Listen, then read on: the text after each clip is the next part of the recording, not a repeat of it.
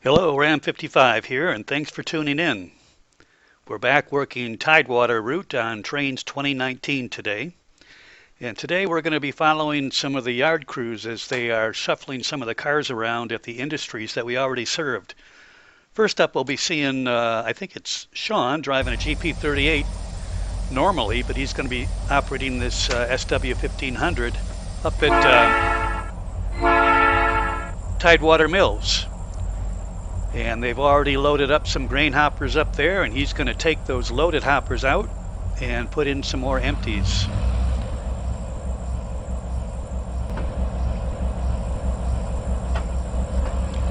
Now, since we were here last and since I did my tour, I turned those silos around on the right there.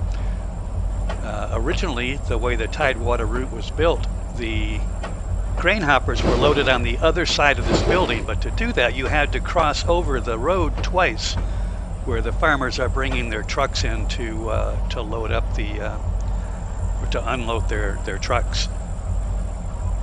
So basically I turned that building around, I moved the track over so that the grain hoppers are loaded on the same side as this stub yard here where the loaded and empty hoppers are stored.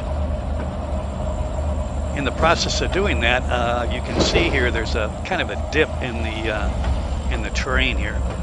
Could be realistic. I've seen some poorly maintained tracks that are pretty wonky. He's going down that little dip there and then back up. And actually, during this video, I actually fixed that, so you won't see that happen. But I actually paused it, went back, and smoothed out that area. So right now Sean's backing up on the loaded hoppers. He'll hook up to those, pull them over, put them on a storage track, grab another shortcut of hoppers and bring them over here to be filled. Now when I first envisioned this, I was thinking I'm going to be bringing a yard engine over from Tidewater and do all this switching, but you know, that would be a lot of dead time driving all the way from Tidewater to this facility here. So I'm going to dedicate an engine just to service the industry here. And I'm going to do the same thing over at the oil refinery or the oil storage facility. So I'll keep an engine over there as well as another engine down at Tidewater Wharf. Now this engine is really struggling to move just these 4 loaded grain hoppers.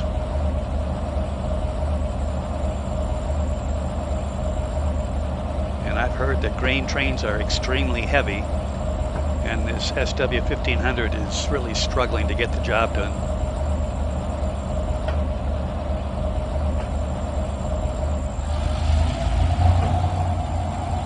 So we'll just pretend that the Tidewater Railroad had leased this temporarily from another railroad, and we're going to decide as a company that this just doesn't cut it. You know, we're going to be moving probably bigger cuts of cars than this that are much heavier, and the 1500 just doesn't have the horsepower. So after this video, you'll see a bigger engine up here servicing the Tidewater Mills.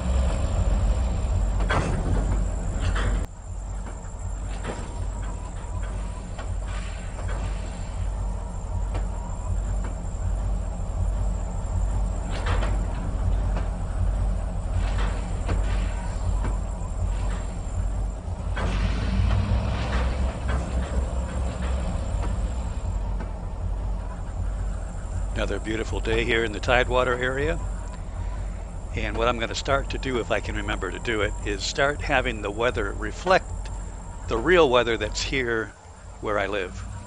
So it won't always be blue skies and sunshine.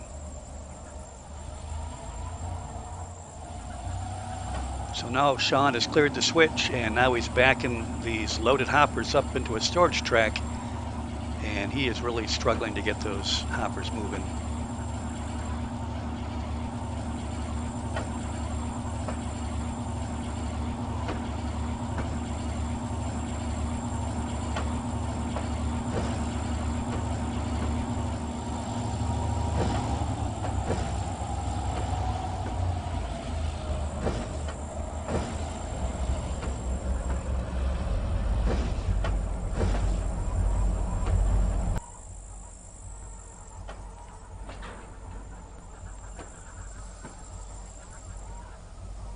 So he's going to spot these loaded hoppers on the far track. And once these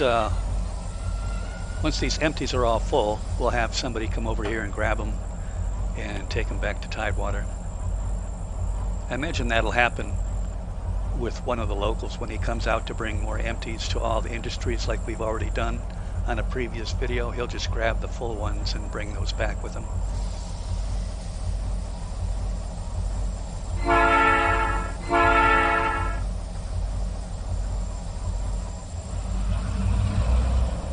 So Sean has cut those 4 loaded hoppers loose. Now he'll go over to where the empties are stored and grab a couple more and bring them over to be loaded up in the at the silos.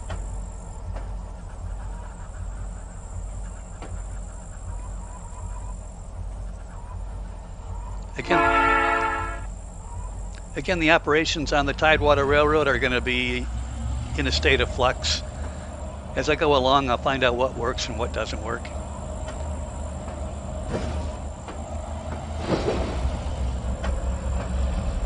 I'll figure out what the engines are best for which assignments, and as we've done here at this industry, I've actually adjusted the track layout so that it just makes more sense to me. You can see the farmers' trucks over there on the left. And it just seems to be a safety thing to actually have to cut across the tracks, especially if it's not necessary. So they'll drop their grain off on the left side of those silos, and the hoppers will be filled on the right side.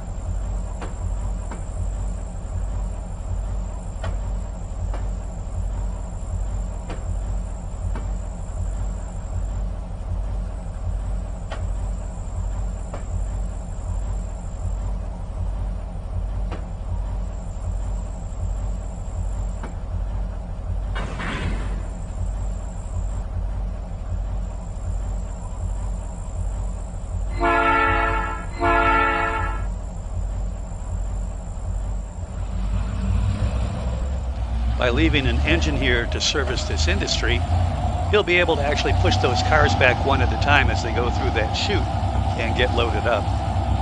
Another way it can be done, and this is the way we did it when I worked at a steel mill many years ago in Detroit, at the coke ovens.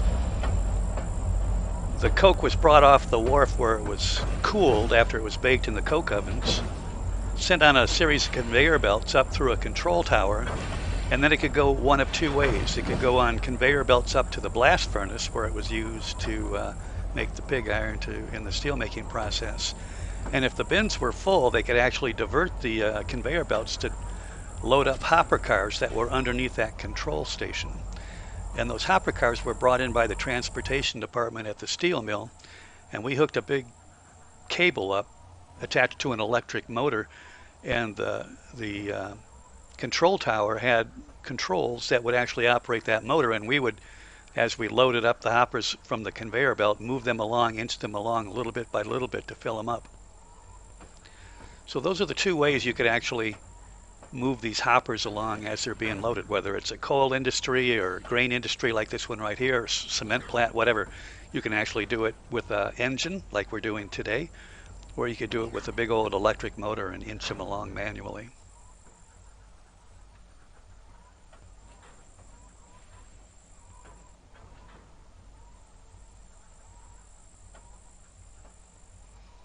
I'm still getting an idea for the flow of how the trains come in and how many cars they need to bring in.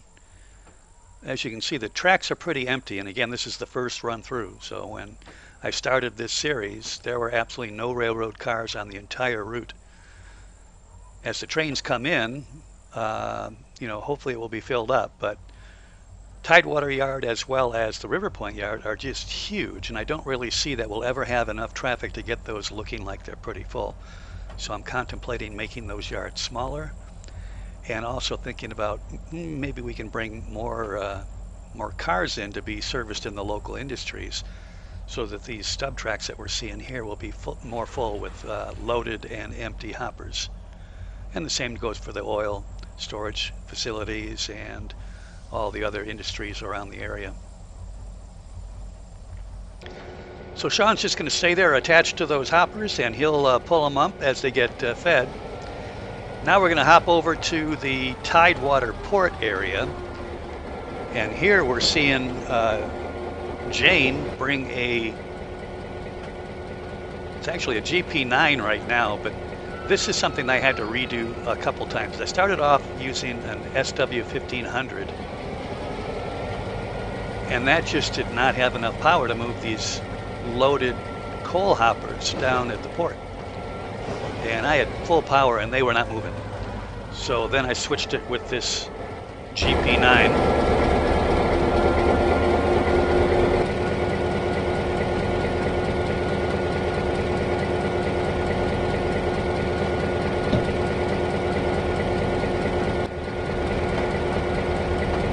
After a short operation with the GP9, it didn't have enough power either.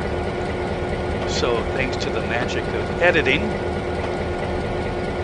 I actually brought over a GP35, and that was enough to get the job done. So what you won't see is the operations using the SW1500. That was a complete waste of time, so I just reset it, restarted it, re-recorded it.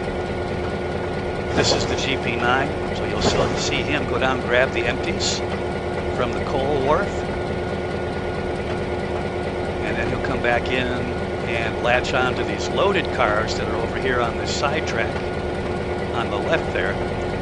But when that GP9 tried to push him back to bring more loaded coal cars to the wharf, they wouldn't budge. Didn't have enough power. So I brought the GP38 over and that worked. And you'll see that miraculous change later in the video.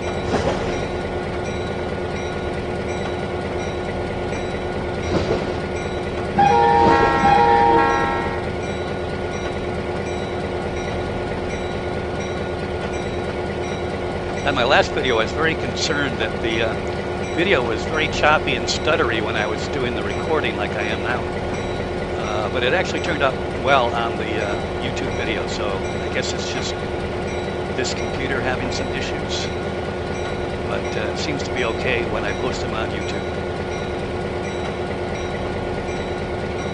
So here's Jane. She's backing up to the coal wharf. You can see she's got a GP9 low hood, chopped hood, I guess they call it. And she's going to latch onto these empty hoppers. Now this area here I modified before. There's no grate that actually works that will unload these cars, so I just kind of made up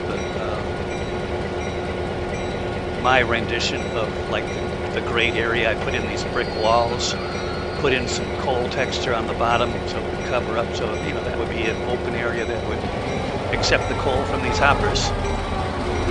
It would fall down into a bin and then go by conveyor belt to those two stacks. And then from those stacks they get piled up into the yard there, and then once the coal's unloaded and stacked, that big old steam shovel just disappearing to the right will load them onto the big bulk carrier. So Jane's pulling these empties out, pretty light load, no problem there. Here she is cutting through the port area of Tidewater.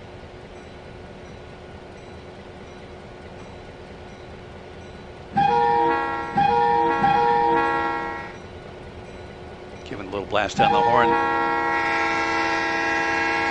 Couple small little roads servicing the area that she wants to give warning that she's coming.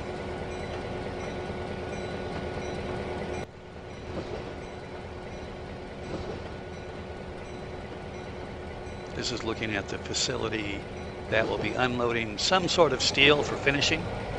I haven't decided whether they're going to be steel coils or slabs. Don't know. We'll figure that out. We got that big old overhead crane there to unload the cars with.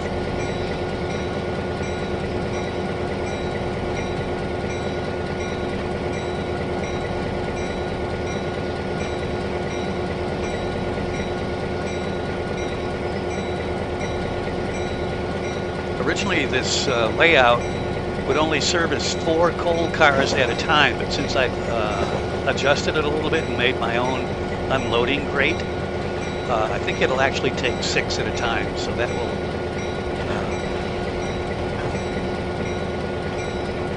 be the operating session in the future. When I bring more coal cars over there to be unloaded, I can plan on dropping 6 off at a time.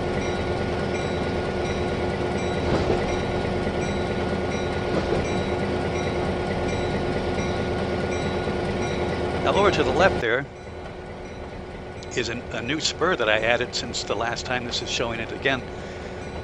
There was nothing servicing that building. I thought, what a waste of space and an opportunity to have more duties over here in Tidewater. So I just put that spur in there, and I'm not sure what that building is going to be yet, but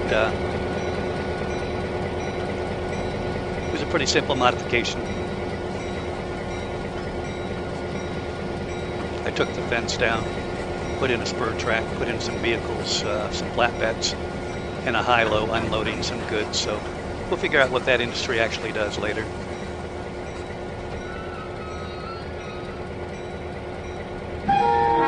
So now Jane has cleared the switch, and she's going to back up onto that string of loaded hoppers. And then the idea is to push the whole string back onto the wharf area to see how many will fit. But as I noted, she could not budge them with that GP9. So they had to call up to the engine facility, say, hey, look, we need more horsepower. And they sent down a GP38, GP35? No, GP38. And the GP38 could get the job done.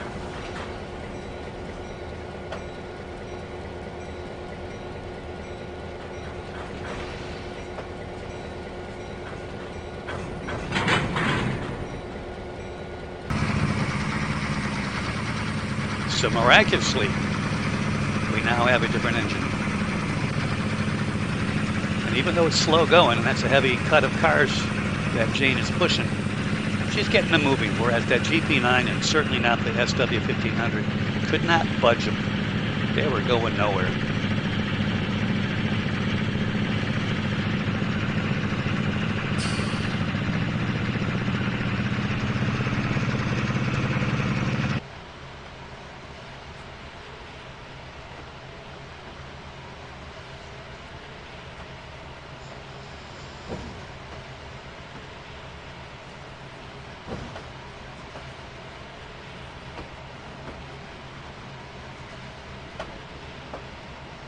And this session was basically a test fit, you know, what works, how many cars can I spot down there at the wharf. And I think the number turned out to be 6. But I backed the whole train down just in case you could take more. I had no idea how many to really put down there at one time. So here she is backing those cars up over that grate where they get unloaded.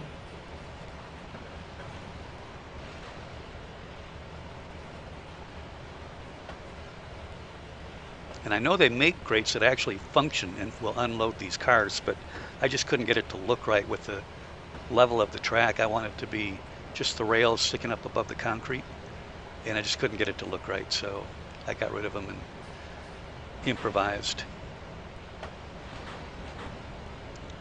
So once she gets back to the far end of the unloading area there, they'll set the handbrake and detach, and I believe 6 cars fit there.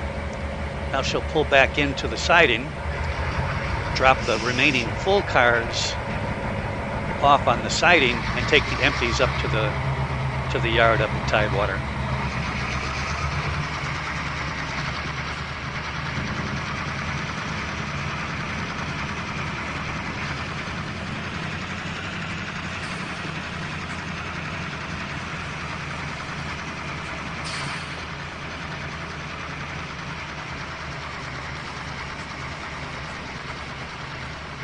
And once again, because there's going to be so much shuffling at this coal industry, I'm debating about leaving an engine down here just to pull the empties out, put more full ones in, rather than bring an engine down every time from the engine facility up at Tidewater. So that's the plan for right now. The only bad side to that is that there's no real good place for the engine to get out of the way other than on this siding here where the full cars of the full coal cars are going to be kept.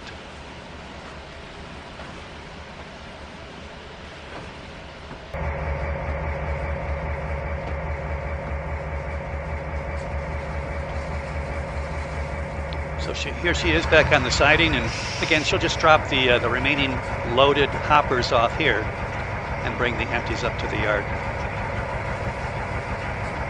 That blue building in the distance is that one that was just being, it was great scenery, but it wasn't being utilized for anything on the railroad. And I figured, you know, that would be a great opportunity to put a new track in and give us some more switching opportunities. So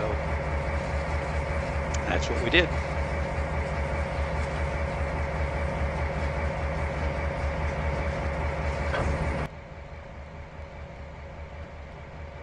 You can see the high-low over there on the right with a big old crate and some flatbeds that are taking the goods off. We'll sort out, like I said, what that industry does later.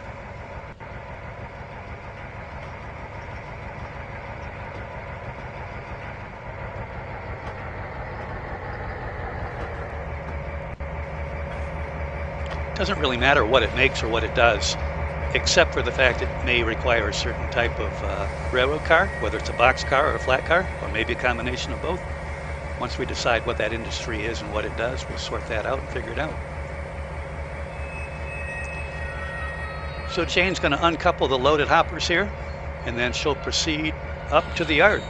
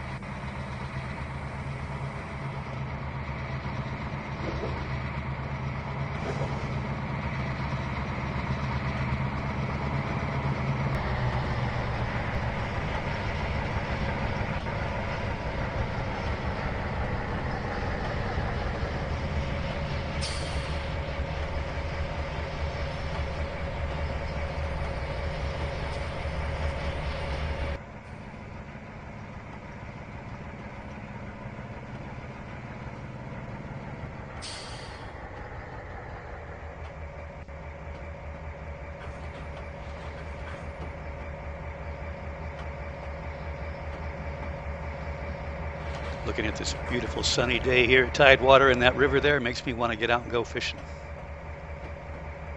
Can't wait for summer and springtime.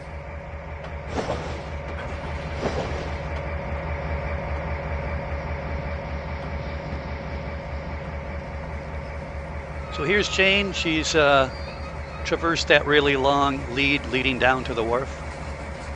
She'll clear the switch here, and then she'll back up from this yard lead, which she's on now, over onto the main line and enter the southern yard at Tidewater.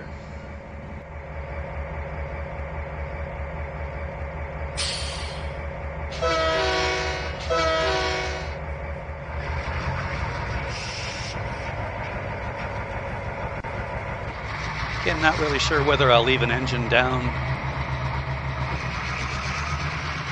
at the wharf or just keep them up at the yard, because she's going to have to bring the empties back anyway, so I don't know. We'll figure it out.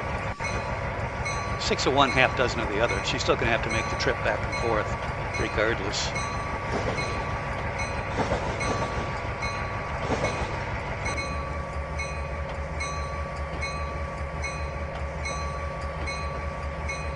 So now she'll clear the main line and get over into the yard tracks. Haven't figured out which tracks here in the yard will be used for what. Usually what I've been having entering trains do is they come into the first yard track and use the second yard track to drop off their cuts of cars. But as far as sorting and storage is concerned, waiting for the next train to get either the Tidewater port serviced or the next train to come in and take up the cars that are leaving the map, really haven't figured that out, which tracks are going to be used for what. Right now it's a big old empty yard though, eh? And you can see Donald parked his C40-8W there over on the left side. Yard's empty, so he just parked it there. And Jane's going to actually just bring these empty hoppers down to the end of the yard here and park there.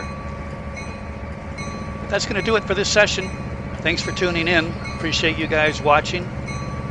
And you know all the things that people say about liking, subscribing, blah, blah, blah. But I would like to hear your comments. Those are always interesting. And thanks for watching. You guys have a great day. We'll see you next time.